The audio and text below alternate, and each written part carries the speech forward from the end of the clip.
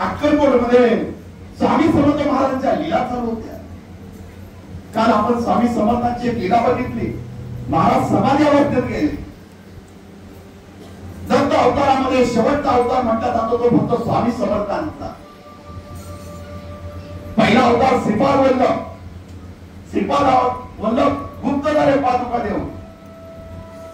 त्यानंतर नृसिंह सरस्वती त्यांनी आपल्या पादुका गाणगापूरला दिल्या आणि तिथून ते कर्दळीवनाकडे गेले आणि तिथून गुप्त झाले. त्यांनी समाधी घेतली नाही, देहत्याग केला नाही, कारण दत्त अवताराची सुरुवात झाली आणि त्या कर्दळीवनामधून कोणी प्रगट झाले असं हा ब्रह्मांड नाही. ब्रह्मांड नाही, गुप्त नाही झाले. तिथून त्यांनी समाधी घेतली, देहत्याग केलेला हे लक्षात घ्या. म्हणून त्यांना दत्त अवताराचा शेवटचा अवतार मानला जातो तो स्वामी समर्थांना, कारण त्यांनी देहत्याग केलेला आहे त्या ठिकाणी.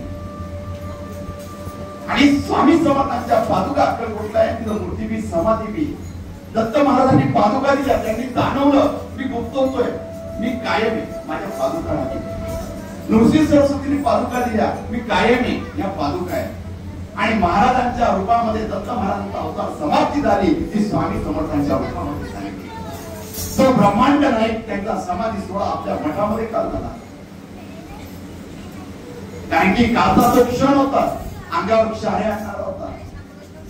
जो ब्रह्मांड नाईक आपल्याला आशीर्वाद देतो, कायम आपल्या सोबत असतो. आणि काल त्याच्याबद्दल आपण बोलत होतो का ब्रह्मांड नाईक सोडून गेला. शब्द असे जिभेला चावत होते मला की शब्द कसे बोलावे सुचत नव्हतं त्यावेळेस. ह्या जड अंतःकरणाने कालची कथा म्हणत होतो मी, कारण की ब्रह्मांड नायक सोडून गेला हे बोलण्यासाठी ते शब्द मला खूप जड अंतःकरणाने करावे लागले होते. कालचा असा क्षण आयुष्यात आलेला होता. त्या ब्रह्मांड नायकाचा कालचा समाधी सोहळा आज आपल्या मठामध्ये अनुष्ठान जे स्तवन झालं. आपण तारक मंत्र म्हणतो त्या अनंतनाथ महाराजांची कथा आहे. महाराजांच्या लीला तर नव्हत्या. महाराज म्हणत होते माझ्या भक्ताला काहीतरी देऊन जायचंय. माझा भक्त अक्कलकोटला येणार आहे, त्याला आल्यावर त्याचं समाधान झालं पाहिजे. तो कुठेही असला त्यांनी माझं स्मरण केल्यावर मी तिथं असलो पाहिजे, त्याला काहीतरी पाहिजे. म्हणून महाराजांना त्यावेळेस आनंदनाथ महाराजांची आठवण झाली होती. का त्यावेळेस मन्याबा हा येडसर तिथं फिरत होता. मागच्या जन्माचा योग भ्रष्ट योगी होता, म्हणून या जन्मामध्ये मन्याबा येडा म्हणून त्या अक्कलकोटमध्ये फिरत होता. त्याचे आई वडील वारले होते, कोणी नव्हतं, फक्त एकटा होता. फक्त अक्कलकोटमध्ये फिरत असताना हा मन्याबा एवढाच बोलायचा, योगी येणार, हा योगी येणार आहे योगी. त्याचा अर्थ कोणाला कळत नव्हता. हा मन्याबा असा का बोलतो. आणि स्वामी जोर जोरात हसायचे, कारण की मी मागच्या कथेमध्ये तुम्हाला सांगितलं स्वामींचा राग कारणावर झाला तर स्वामींना शांत करणारी कोणी व्यक्ती असत तर हा मन्याबा होता. एक सोनारी पेढी होती त्या अक्कलकोट मध्ये. ज्यावेळेस स्वामी महाराजांचा राग अनावर होता, स्वामींना शांत कोणी करू शकत नसेल, त्यावेळेस ह्या मन्याबाला आणि या सोनारी पेढीला समोर आणायचे आणि हे तिथं भजन म्हणायचे. ज्ञानोबा तुकाराम जोडीचं काय करा, ज्ञानोबा तुकाराम जोडीचं काय करा, हे भजन त्यांचं चालू असायचं.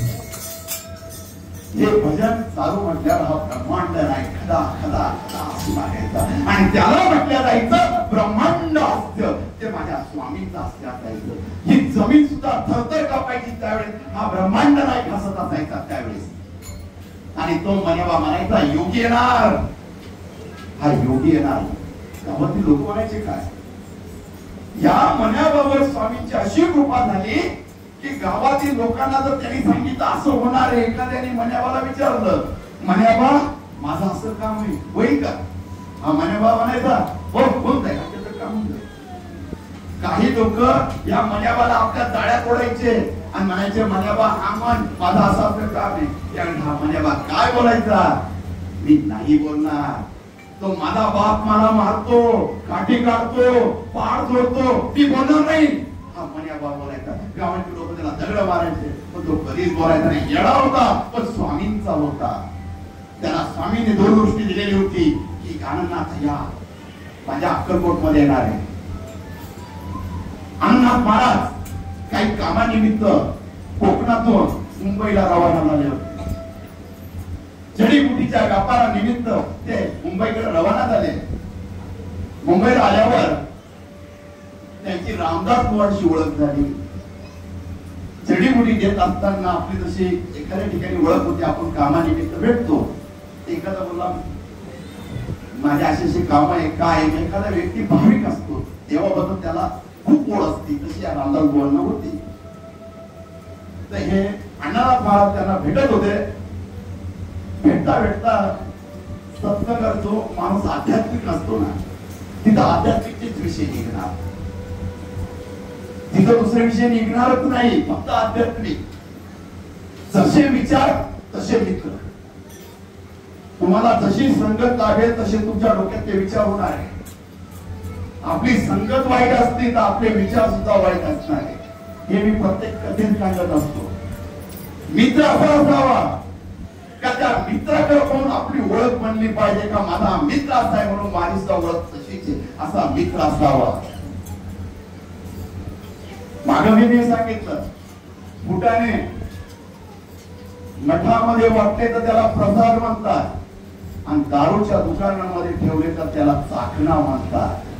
फुटाने प्रसाद तोच आहे, फक्त राहण्याची संगत फक्त वेगळी आहे. मठामध्ये आला तर प्रसाद होतो आणि बाहेर गेला दारूच्या दुकानात तो चाकणा होतो, नाव बदलतं. तसे आपण सुद्धा मित्र कसे करावे. आपण 4 चांगल्या मित्रांमध्ये राहिलो तर आपण 5वे चांगले असतो. 4 दारुड्या मित्रांमध्ये राहिलो तर 5वे दारुडे आपण असतो. 4 आध्यात्मिक मित्रांबरोबर राहिलो 5वे आध्यात्मिक आपण असतो. ही मित्रांची संगत असते. म्हणून आपले मित्र कसे असावे, सत्संगी असावे, आध्यात्मिक असावे, आपले विचार बदलतात. तसे या अण्णांना रामदास बुवांची ओळख झाली. आध्यात्मिक माणूस रामदास बुवा उभे होते. विचार राहिला गेला नाही, स्वामींची सेवा करत होते. अहो तुम्ही मुंबईला आला कोकणातून, इथून अक्कलकोट जा. काय अक्कलकोटला दत्त अवतारी स्वामी समर्थ प्रगट झालेले ब्रह्मांड आहे. या भूतलावर हा ब्रह्मांड नायक अक्कलकोटला प्रगट झालेला आहे. त्यांचं दर्शन घ्या. काय असतं, एखाद्या पुरुषी नातं असतं ना, माणसाला ओढ लागते. गाडी त्या ठिकाणी केव्हा पोहोचेल, आणि तीच ओढ या अण्णानाथ महाराजांना ऐकली. तरी देवाचं नाव घेतलं नाही अण्णानाथ महाराज, पण स्वामींचं नाव ऐकल्यावर या अण्णानाथ महाराजांना एक असं अंगात कापड फुटलं. दत्त अवतारी स्वामी समर्थ, आणि नाव ऐकल्या डोळ्यातून असं वाहू लागले. रामदास भाऊ बोलले, अहो अण्णानाथ कधी स्वामींचं नाव ऐकलं नाही, कधी देवाचं नाव ऐकलं ना, डोळ्यातून असं नाही हो, काही समजत नाही. पण आज तुम्ही जे स्वामींचं नाव घेताय ना, अंगाला कापड फुटलं. असं भेटावं नातंय माझं काहीतरी असं वाटतंय मला. अहो मग जाऊ द्या ना. सकाळची रेल्वेने जा, अक्कलकोटला जाते. काय बोलतात, एक काम करतो मी, खरेदी नंतर करतो, मला ओढ लागलेली, मला स्वामींना. अण्णानाथ महाराजांनी ज्या वेळेस स्वामींची ओढ लागली, सर्व त्याग केला. जडीबुटीचा व्यापार होता, धंदा होता, सर्व सोडलं. मला आता स्वामींची ओढ लागली. डोळ्यातून अश्रू झाले. मला जी ओढ होती, मला ज्याला भेटायचं होतं ते नाव मी ऐकलेले, मला आता त्याचा तपास लागलेला आहे. मला भेटायला केलंच पाहिजे, नाही तर आपल्या आयुष्यात काय. आपण मंदिरात जरी आलो ना, दर्शनाला वेळ नसतो. मी खूप भक्तांमध्ये पाहिलेलं आहे. मला जायचं, अडचण घरी जायचंय, घरी पोहोचवलं पाहिजे. काय घरी जाऊन करणार आहे, घरी जाऊन फक्त झोपा काढणार आहे. मग का तुम्ही येता? मग तुम्हाला तर ब्रह्मांड ऐकायला वेळ देऊ शकत नाही, तुमचं मन तुम्ही देऊ शकत नाही, एवढं उपयोग नाही. एवढं घाई देतात कशाला? मंदिरात यायला सुद्धा घाई आहे, घरी जायची सुद्धा घाई आहे, आणि तो क्षण तेवढ्या पुरता असतो. घरी जाऊन दुसऱ्या दिवशी जे फिरणं तेच रोजच. अरे तुम्ही आयुष्याचा 1 दिवस देता, तो 1 दिवस तरी मंदिरात नीट द्या. कुठे गेला तर तो वेळ द्या. तिथे घाई करू नका, मला जायचंय, मी गेलंच पाहिजे. का पुढच्या मंदिरात गेलो ना, त्याची होऊन जा. तो काय दिले सांगता येत नाही. ते अण्णानाथ महाराजांकडे बघा, त्यांना ओढ लागली, सर्व सोडलं, अक्कलकोटच्या दिशेने निघाले, ट्रेनने निघाले. सकाळी सकाळी अक्कलकोटला त्यांची ट्रेनचा थांबला. महाराजांचं स्नान झालेलं होतं. चोळप्पा महाराज, बाळप्पा महाराज सगळे स्वामींना स्नान घालत होते आणि स्वामींचे स्मित घालते. बाळप्पा महाराजांच्या पाठीवर हात ठेवला. बाळ्या, आनंद झाला, आनंद झाला. महाराज एवढं बोलले. आणि जेवढ्या हा सोनार आपला मण्याबाईला आणि येडी सोनारी आले, त्यांनी स्वामींकडे पाहिलं आणि त्यांचं भजन चालू केलं. त्या ठिकाणी ज्ञानोबा तुकाराम बोलगीत काय काम, ज्ञानोबा तुकाराम बोलगीत काय काम, ज्ञानोबा तुकाराम सर्वांनी म्हणायचं. आता ब्रह्मांड नाही, ब्रह्मांड असताना गेला पाहिजे. ज्ञानोबा तुकाराम बोलगीत काय काम, ज्ञानोबा तुकाराम बोला सर्वांनी. ज्ञानोबा तुकाराम, ज्ञानोबा तुकाराम बोलगीत काय काम, ज्ञानोबा तुकाराम बोलगीत काय काम. हे ब्रह्मांड हे स्वामी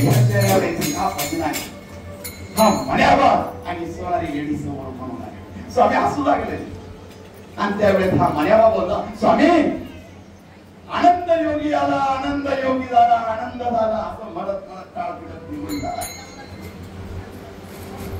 अण्णाथ महाराज त्या ट्रेनच्या रेल्वे स्टेशनवरून निघाले आणि नदीच्या किनारी आले. हातपाय धुवून घ्यावं, दुपारची वेळ झालेली आहे. नदीच्या किनारी त्यांनी स्नान केलं. ऊन खूप दिसत म्हणून झाडाखाली आराम करूया असं त्यांना वाटलं. स्नान केल्यानंतर अण्णाथ महाराज आपले कपडे उचलण्यासाठी खाली वाकले आणि फांदीवरून पडले.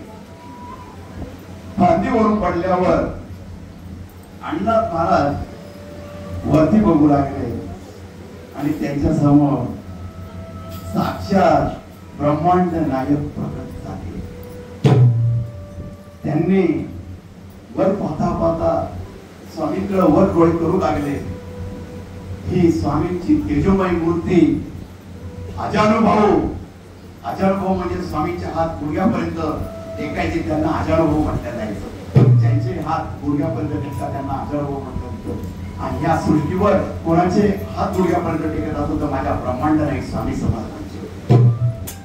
स्वामी समर्थांच्या हात गुडघ्यापर्यंत टेकलेले होते. अण्णाथ महाराज वर पाहत आहे, साक्षात स्वामी समर्थ. अंगामध्ये सरस्वती भीत गेली त्यांच्या अंगातून आणि स्वामीकडे बघता बघता मुखातून नाव निघू लागलं, दिगंबरा दिगंबरा दिगंबरा दिगंबरा. स्वामींना हात जोडतात. स्वामी स्वामी असे म्हणतात आणि महाराजांनी त्यावेळेस काठीवर हात ठेवला आणि एक हात उचला होता. अनंत आला फार वेळ लावला. अरे आम्ही कधीची वाट पाहत होतो. आमचा मनावर सांगतो योगी येणार, आनंद झाला आणि तो आनंद आज आलेला आहे. अण्णाथ महाराज स्वामींना म्हणताय, स्वामी पुढे हात जोडताय आणि हात जोडून स्वामींना सांगताय, स्वामी तुम्ही मला ओळखलास, मला ओळखतोस, मी कोण आहे? स्वामी महाराज बोलत होते. ब्रह्मांड नाही काय चेष्टा कधी सांगता येत नाही. अण्णाथ महाराजांनी त्या क्षणी ओळखून घेतलं हे स्वामी समर्थ आहे. आणि ते होता स्वामी तुम्ही आणि महाराज त्याची चर्चा करा. अरे कोण स्वामी ओळखतोस मला? कोण आहे? स्वामी ह्या पामराची काय चर्चा करता स्वामी? काय पाहतो स्वामी? ह्या भेटीला इतकी वेळ लावली स्वामी. स्वामी मंदाचे हसताय आणि अण्णाथ महाराजांकडे बघताय. अण्णाथ महाराज हात जोडताय आणि स्वामींकडे बघताय. स्वामींना म्हणताय, महाराज ओढ लागली होती तुमची स्वामी, लगेच आलो स्वामी. आयुष्यात कुठेतरी काहीतरी पुण्य केलं असेल स्वामी, तुमच्या दर्शनाला आलो स्वामी, तुमच्या चरणांजवळ आलो स्वामी. या पामराला आता जवळ घ्या स्वामी, या पामराला जवळ घ्या. स्वामी अशा हसत होते. अण्णाथ महाराज स्वामी जवळ गेले आणि त्यावेळेस स्वामी महाराजांनी अण्णाथ महाराजांचं जे डोकं होतं आपल्या छातीला लावलं आणि त्यांच्या डोक्यावर ज्यावेळी डोक्यावर हात फिरवत होते त्यांच्या रिद्धी सिद्धी सर्व जागृत झाल्या या अण्णाथ महाराजांच्या. त्यावेळेस त्यांना सर्व आठवू लागलं या दत्त संप्रदायामुळे माझ्या स्वामींनी जिथं जिथं अवतार घेतला त्यावेळेस त्या स्वामींनी सोबत होते. अण्णाथ महाराजांच्या डोळ्याचे असून थांबत नव्हते त्या ठिकाणी. स्वामींच्या छातीला बिलकुल रडत होते हे अण्णाथ महाराज. सर्व प्रसंग स्वामींना सांगत होते. स्वामी खूप वेळ लावला मला तुमच्या जवळ बोलवायला. स्वामी खूप वेळ लावला. काय माझ्याकडून चुकलं होतं स्वामी? काय एवढा वेळ लावला स्वामी महाराज? का महाराज आता आनंद आहे? अरे आमचा भक्ताला आम्ही योग्य वेळ बोलत असतो. आम्हाला तुझी काळजी वाटली. आम्हाला वाटतं आमचा आनंद आमच्या जवळ यावा. आता आनंदाला खूप कामं करायचे. आता आनंदाने आमच्या सोबत राहायचं. महाराज बोलले. अण्णाथ महाराजांनी होकार दिला आणि अण्णाथ महाराज अक्कलकोट मध्ये राहू लागले. अण्णाथ महाराज अक्कलकोट मध्ये राहू लागले तर अण्णाथ महाराजांनी कीर्तन करावं. अण्णाथ महाराजांनी स्तवन लिहावं. अण्णाथ महाराजांनी तारक मंत्र लिहावं ही स्वामींची इच्छा होती. त्यांनी अण्णाथ महाराजांना बोलून नाही दाखवली. स्वामी महाराजांनी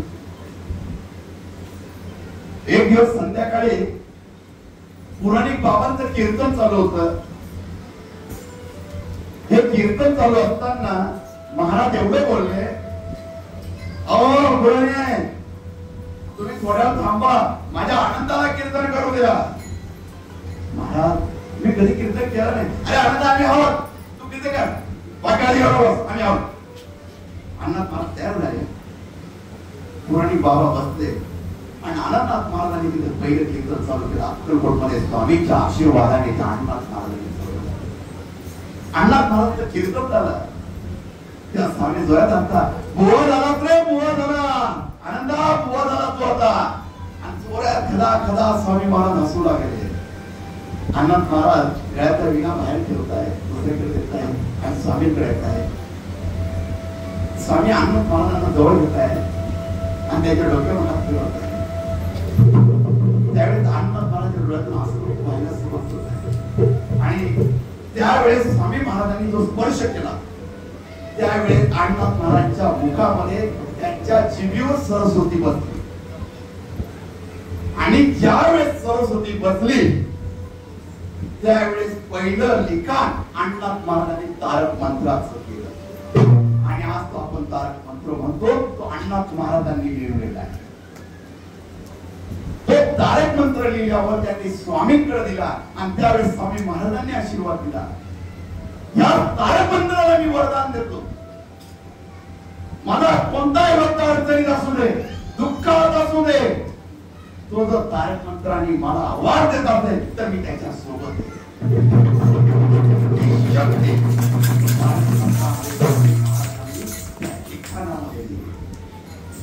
म्हणून आपण त्या तारका मंत्रामध्ये काय कळे म्हणतो, अशक्य ही शक्य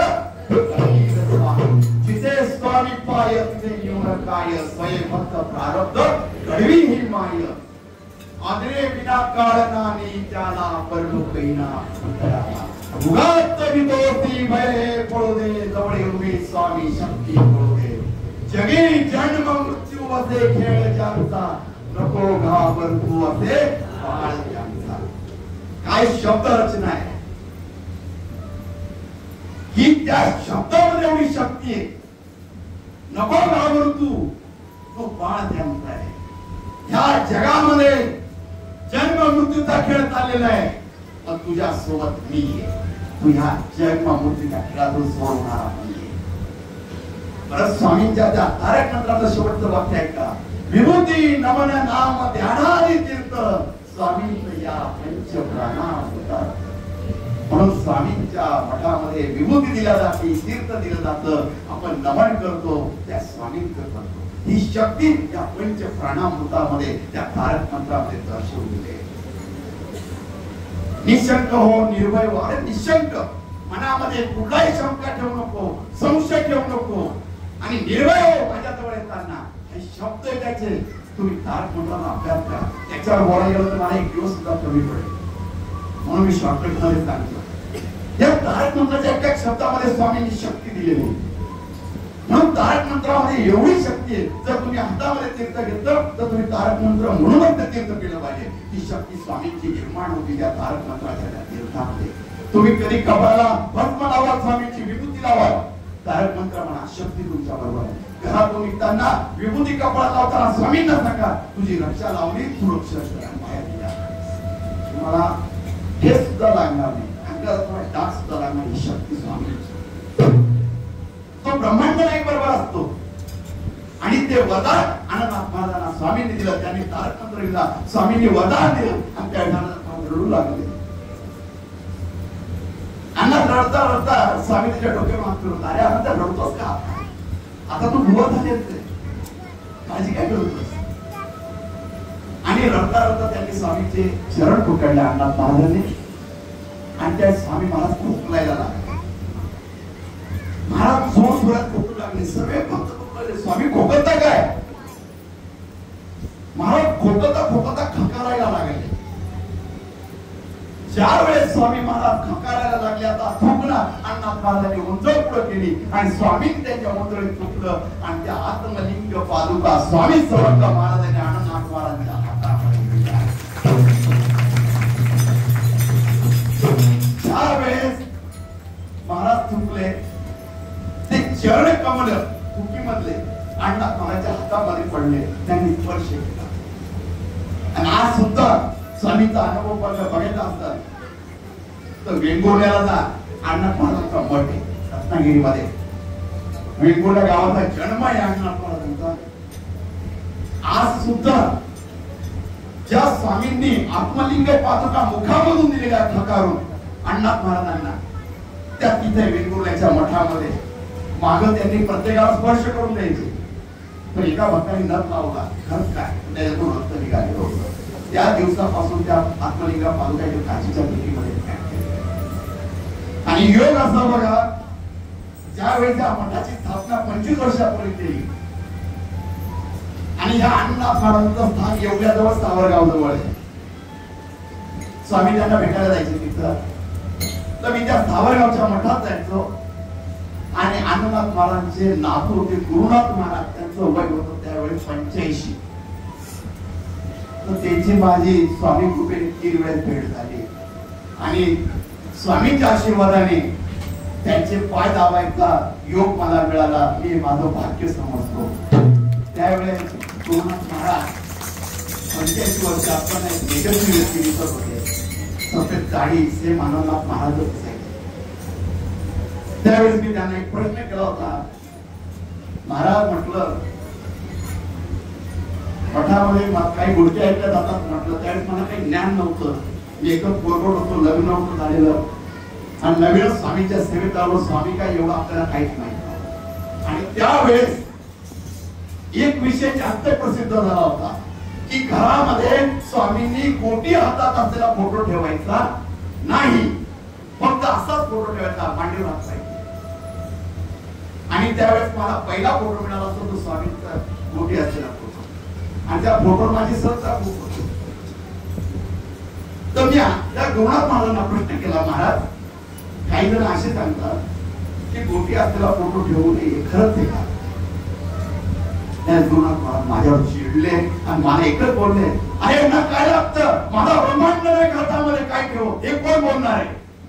तो ब्रह्मांड नाही की, आणि त्यांच्या हातामध्ये ती गोटी नाहीये, ते ब्रह्मांड आहे, ते दर्शवत आहे. हे ब्रह्मांड मी चालवतोय, हे गोटी सारखं माझ्या हातात आहे, ही सृष्टी माझ्या हातात आहे, हे बोलणार आहे. माझ्या मनात क्षमता आहे. म्हणून मठामध्ये पहिला फोटो ठेवला, तो ठेवला आणि आज मूर्ती सुद्धा आहे तर स्वामीच्या हातामध्ये गोटी. का ती गोटी दर्शवती की ब्रह्मांड माझ्या स्वामींच्या हातामध्ये. म्हणून तुमच्या मनामध्ये कधी शंका आली की आमच्या घरात गोटीचा फोटो आहे, तुमच्यासारखे भाग्यवान कोणीच नाही. का तो ब्रह्मांड नाही, ते ब्रह्मांड घेऊन तुमच्या घरामध्ये बसलेला आहे. काळजी करू नको. मी ब्रह्मांड फिरू शकतो तर तुझे संकट का फिरवणार नाही, हे स्वामी महाराज आपल्याला दर्शवत असतात त्याच्यामध्ये. म्हणून बोटीचा फोटो आपल्याला भाग्य कशातच नाही. नसेल तर राहणा घरामध्ये ठेवा. मग तुम्ही बघा त्याच्यामध्ये फरक किती. मुंबईचा मठ स्थापन केला, ज्या वेळेस मठामध्ये एक संकट आलं तर मी बुबळीला गेलो आणि बुबळीला मठ स्थापन केला. तर तिथे अनुभव असे होता, तिथे बोटीचा फोटो होता, 3 वेळ जळाला होता, पण फोटोला काहीच झालं नव्हतं. आजूबाजूचं सर्व जळून गेलं. बुबळीचे स्वामी भक्त विचारू, तिथे एक अशोक नावाचा स्वामी भक्त होता, वारला बिचारा, खूप स्वामी सेवक आहे. आज तो आपल्यात नाही. त्याला मी स्वामी सेवा शिकवले, त्याने अख्खं गाव गोळा केलं. नंतर मला काही कारणामुळे लक्ष देता आलं नाही, पण त्याने अख्खं गाव बोलवलं. नंतर त्याने देहत्याग केला. असा अशोक त्या बोबे गावात. स्वामी महाराज ज्यावेळेस अण्णानाथ महाराजांना भेटले, त्यांच्या ओंजळीमध्ये पादुका दिल्या. अण्णानाथ महाराजांनी त्यांना स्पर्श केला आणि रडू लागले, स्वामी आनंदा, या पादुका आम्ही तुला देत आहोत. मठ स्थापन कर, ध्वज उभा कर, वेंगुर्ल्याला जा, प्रत्येक ठिकाणी ध्वज उभा, भक्तांचं कल्याण कर, मी आहे तुझ्या बरोबर. स्वामी मी जाऊ? हो, आता तुझी संपलं, तुझं कार्य संपलं, आता तू जाऊ. महाराज फार जण अंतःकरणाने अनाथ महाराजांना सांगत होते, कारण की महाराजांना ठरवलेलं होतं कोणत्या भक्ताचा प्रवास किती दिवस असणार होता. अण्णानाथ महाराजांना ज्यावेळेस स्वामी बोलले तुला अक्कलकोट सोडावं लागेल, वेंगुर्ल्याला मठ स्थापन कर, आणि महाराजांनी सांगितलं होतं एवढ्या जवळ सावरगावला मठ स्थापन कर. त्याची सुद्धा एक विशेष आहे. तुम्ही साईबाबांचं चरित्र वाचलं असाल, त्या चरित्रामध्ये सुद्धा तो अभ्यास आहे. ज्या वेळेस साईबाबा शिर्डीमध्ये आले त्यावेळेस साईबाबांना लोक मानत नव्हते शिर्डीत. त्यावेळेस अण्णानाथ महाराज स्वतः शिर्डीला गेले आणि त्यांनी सांगितली ही दैवी शक्ती, हे अवतारी पुरुष आहे, हे साधे सुधे नाही. आणि त्यावेळेस साईबाबांचा मान त्या शिर्डीमध्ये वाढला होता. ते साई चरित्रात सुद्धा सांगितले गेले. तुम्ही सिरियल पाहिजे असेल, त्या सिरियल मध्ये सुद्धा अण्णानाथ महाराज दाखवलेले. हे अण्णानाथ महाराजांना कार्य करायला कोणी लावलं असेल ते स्वामी समर्थांनी सांगितलेलं होतं. म्हणून त्यांनी वेंगुर्ल्याला का पाठवलं की माझा मठ तिथं स्थापन करा. मग अण्णानाथ महाराज त्या पादुका हातामध्ये घेतले, जळ अंतःकरणाने स्वामींना सांगू लागले, महाराज मी कसा जाऊ? आनंद जा, प्रत्येकाची वेळ असते. आता तुझी वेळ संपलेली, तू वेंगुर्ल्याला जा आणि मठ स्थापन कर. अण्णानाथ महाराजांना स्वामीचे चरण सोडायचे नव्हते. फार जड अंतःकरणाने तिथून पावलं टाकत होते. परत आले स्वामीचे चरण पकडले. स्वामी महाराज तुमच्या चरणांजवळ जाऊ द्या. कधी आवाज देईल आणि आज मी अण्णानाथ महाराजांनी मठ स्थापन केलेला आहे वेंगुर्ल्याला. कधी गेला तुझ्या पोटी त्याच्या ज्या पादुका त्याचं दर्शन घ्या. नंतर अण्णानाथ महाराज येवल्याजवळ सावरगावला आले, तिथं त्यांनी मठ स्थापन केला आणि अण्णानाथ महाराजांनी तिथं देवत्याग केला. या स्वामींच्या इथं आहे. नंतर अण्णानाथ महाराजांनी गुरुस्तवन लिहिलं, बहुतेक स्वामींवर असे ग्रंथ लिहिले, अभंग लिहिले. स्वामी सुद्धाचे बहुतेक अभंग, आपलं स्वामी सुद्धाचा भाग तंदुरुबाई होणार आहे. आपण स्वामी सुद्धाचं महत्वाचं मठामध्ये चालूच केलेलं नाही, कारण की तो प्रसंग मोठा आहे. म्हणून आपण तो एका नाही आपण चालू करणार आहोत स्वामी सुद्धाचा प्रसंग. अण्णानाथ महाराजांनी खूप ग्रंथ लिहिले आणि काही दिवसांनी त्यांनी सावरगावला आपला देवत्याग केला. हे असे अण्णानाथ महाराज, त्यांना स्वामींनी तारक मंत्र लिहायला लावला. तो तारक मंत्र आपल्याला मिळाला. आज आपण जे स्तवन म्हणतोय हे नाना करंदीकरांनी लिहिलं. हे नाना करंदीकरांनी ठाण्याचे, त्यांचं मठ आहे लोणावळ्यामध्ये. ती पितळ पंचधातूची मूर्ती लोणावळ्यामध्ये, तिथं ते सेवा करत होते. जेव्हा ते जगन्नाथपूर ते ठाणा प्रवास चालू होता तेव्हा त्यांच्या मुखातून हे स्तवन निघालं आणि स्वामी त्यांच्यावर प्रसन्न झाले. म्हणून स्तवनला त्यांनी वर्णन दिलं. या स्तवनामध्ये एवढी शक्ती आहे, जो माझी या स्तवनाद्वारे माझी स्तुती करेल त्याच्या सगळ्या इच्छा पूर्ण करेल. म्हणून आपण स्तवनाचं अनुष्ठान करत असतो. आपल्या महाराष्ट्रात बहुतेक ठिकाणी या स्तवनाचं अनुष्ठान होत असतं. आज आपण ते अनुष्ठान केलेले आहे आणि या स्तवनामध्ये अशी शक्ती आहे, जर आपल्याला सेवा करायची असेल तर हे रोज 28 वेळेस 28 दिवस स्वामी समोर रोज सकाळी म्हटलं तर आपली कोणती इच्छा पुढची असेल ती पूर्ण होत असते. आणि एक दुसरं स्वामींचं 9 गुरुवारचं पुस्तक आहे आपल्या मठामध्ये. खूप स्वामी फक्त अडचणीत असतात, ज्यावेळेस अडचणीतून मार्ग निघत नाही तर 9 गुरुवारचे उपास करा स्वामींचे. ते 9 गुरुवारचं पुस्तक घ्या. काही त्याला नियम नाहीये. तसं मार्गशीर्ष महिन्याचे उपास करतात महिला मार्गशीर्षामध्ये, तसाच कळस मांडायचा आहे, स्वामींचा फोटो ठेवायचा, ती पोथी वाचायची आणि त्या दिवसाचा उपास करायचा. 9व्या दिवशी सुवासिनींना आपल्या घरी बोलवायचं आणि 9 सुवासिनींना ते पुस्तक द्यायचंय. मग अनुभव होता. कारण की आता मठामध्ये मला खूप महिला भेटल्या ज्यांना मी करायला आवडत की त्यांनी सांगितलं माऊली 5 गुरुवार झाले माझं काम झालं, कोणी तर 3 गुरुवार मध्ये झाले, न होणारे काम त्यांचे झाले. हे देणारे ते मी आजही सांगतो, मी पोस्टमन म्हणून काम करतोय. ही माऊली माझी पदवी गावाने दिलेलं नाव आहे. मी काय मोठा बाबा बिबा नाही, मी एक पोस्टमनचं काम करतोय स्वामींचं. त्यांचं पत्र तुमच्यापर्यंत देणं, तुमचं पत्र नारळद्वारे तुमच्यापर्यंत पोहोचवणं ही कामगिरी मला स्वामींनी दिलेली. मी तुमच्यातलाच आहे. मला जमिनीवर राहून काम करायचंय, आभाळातून काम नाही करायचंय. त्याच्याने आज मी एक विनंती करतो, माझ्या पाया नका पडत जाऊ. माझ्या पाया पडून तुम्हाला 1 रुपयाही मिळणार नाही माझ्याकडून, पण त्यांच्या पाया पडाल तर आयुष्य सुधारून जाणार आहे. म्हणून मला पोस्टमन सारखंच राहू द्या. कारण की जसं स्वामींचं कार्य करायला लागलो तर मला स्वामी भक्तांनी माझे कपडे सुद्धा बदलून टाकले. पहिले मस्त पाच राहतो जीन टी शर्ट, आता तर नाही अजिबात नाही. त्या दिवशी रात्री आलो मठामध्ये, परवाच्याच दिवशी 2-3 जण बाहेर गावून आले होते, ते अशी डगमग करत होते. अरे माऊली आपण का ड्रेस घालला? म्हटलं मग कसं आहे, रात्री कुर्ता घालून म्हटलं. म्हणजे एखाद्या व्यक्तीला तुम्ही पाहिला ना, त्यांनी प्रवचन केलं तर आपली भावना काय होती, नाही हा तसा दिसला पाहिजे, पण त्याला मानव जन्म असतो, त्यालाही जगण्याची इच्छा. तर म्हणून कधी कधी माझा वेगळा नाही चालत, मनामध्ये वेगळ्या भावना घेऊ नका. कारण की ते वस्त्र आहे, माणसाचे विचार चांगले असले पाहिजे. तुम्ही वस्त्र भगवे घातले, तुमचे विचार जर विचित्र असले ना तर त्याला साधू सुद्धा म्हणत नाही. तुम्ही कोणतेही कपडे घाला पण तुमचा विचार शुद्ध असले पाहिजे, त्याच्या साधू थोडं दिसत. आता तर मला माझ्या म्हणत होते आता तुम्हाला पादुका बनवून देतो. म्हटलं बस तेच राहील, आता लंगोटी घालून देतो. म्हणजे विचार माणसाचे इतके होऊन जातात. म्हणून मी आजही सांगतो, मला माणूस म्हणून काम करू द्या, मला देव बनवू नका. देव देवच असतो, माणूस माणूसच असतो. कारण देवाचं काम करतो, ठीक आहे तुमच्या भावना असता येईल, महाराज माझा महाराज सर्वांचा ऐकतात. फक्त मला एक संदेश देण्यासाठी एक मध्यस्थी स्वामींनी बनवलेले आहे. तर मी मला स्वतःला मी पोस्टमन म्हणत का त्यांचं पत्र तुम्हाला देणार, तुमचं पत्र त्यांना देणार, हे मध्यस्थीचं काम मी करणार आहे. एवढं सांगणं, काही कोणी राग म्हणू नका, नाही तर म्हणजे आमच्या मनात माऊली वेगळंच बोलतात. एक मनात होतं मला बोलावं तर म्हणून माझ्या पाया पडायला काही करू नका. काही काही जण ते मंदिरात येताना काय करतात, ते स्वामींना सोडतात, माझ्याच पायावर जातात. अरे मी म्हणतो हे स्वामी पाहणार, कारण त्यांचा मान मोठा आहे. मी कण मात्र सुद्धा त्यांच्या चरणाजवळ नाही.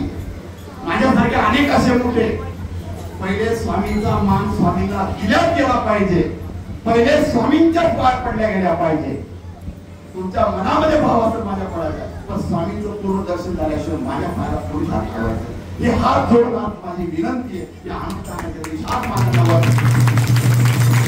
कारण की सर्वस्व स्वामी. आता काय काय माझ्या आईसारखे असतात, काय काय वडील सारखे असतात. माझी इच्छा नाही होत, पण ते नाही म्हटलं त्यांचे चेहरे बाहेर होतात. ते आता बाबा होते नका बाबा, ते माझ्या वडिलांसाठी ते माऊली माझं काय चुकलं, ते रडायला लागले. काय करायचं, एक आजी होती ती पायाने पडू देत माझं काय, तुम्ही करायचं काय तुम्हीच नाही. आणि लगेच 2-4 जण आजूबाजूला बोलते, अरे माऊली वय काय, त्या मगांना पाय पडू देत, तर जमिनीवर बी चालायचं, तुम्ही घोड्यावर चालायचं, करायचं काय. मी कोणाला सांगत नाही माझ्या पाया पडणार, तर म्हणणार बी नाही, पडू देणार. पडायचं तर ब्रह्मांड नाही काय कपडा, त्यांच्या सर्व आहे. तुम्ही मला मान देता, हे तुमचं कुटुंब आहे, हे दिसत. तर स्वामींच्या पाया पडा, स्वामी सर्व तुम्हाला देते. माझ्या पाया पडल्या तर फक्त 2 बोलणे ऐकायला भेटत, दुसरं काहीच नाही. तर स्वामींच्या पाया पडा. आज तुम्ही सर्वजण या अनुष्ठानाला आले, भरपूर भरपूर वेळ ह्या मठामध्ये दिला. एवढे थकलेले असताना सुद्धा माझी बडबड ऐकली आला जातात, त्याच्याबद्दल मी तुमचा खूप आभारी आहे. आणि मी प्रथमतः विशाल शिरसाट यांच्या फॅमिलीचा एक सत्कार करून घेतो, कारण की आरती आल्यावर मला एक